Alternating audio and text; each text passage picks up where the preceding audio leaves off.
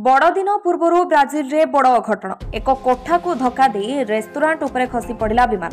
यह दुर्घटना गोटे परिवार 10 जनक मृत्यु होता बेले 17 रु अधिक आहत होती। दुर्घटनार कारण कौन ताहा एपर्यंत स्पष्ट होइनी। सोशल मीडिया रे वायरल होछि घटना परर छाती थरा भिडियो।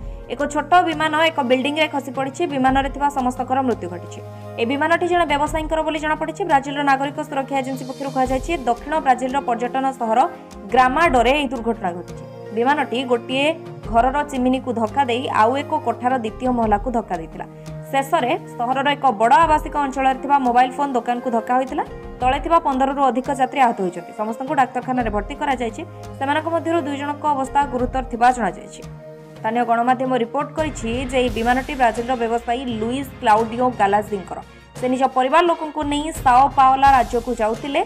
गालेजींको कंपनी गालाजी एवं आसोसिएट्स निश्चित करिछि जे विमान रे गालेजी तांको पत्नी 3 झियो परिवार अन्य सदस्य एवं अन्य जणे कर्मचारी थिले। दुर्घटना रे समस्ते प्राण हराइछि। ब्यूरो रिपोर्ट अभय न्यूज।